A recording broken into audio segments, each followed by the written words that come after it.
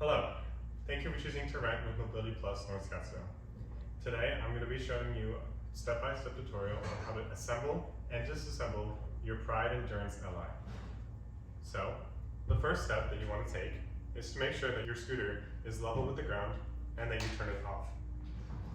Second step, you're going to start to disassemble by putting the seat down, lifting from both sides, and lifting it up off the scooter.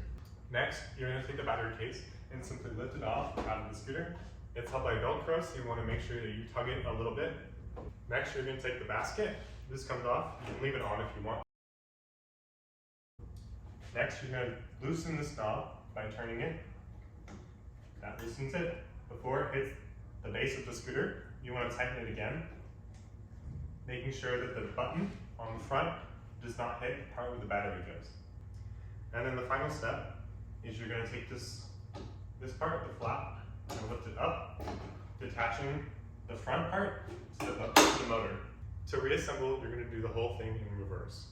Lift from this, the post, make sure that the green lines are lined up, and then pops right into place.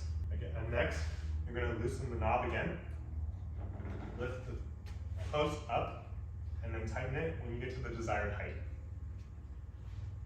Put the battery in,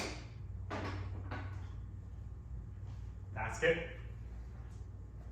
slides right into the knobs, and then finally the seat.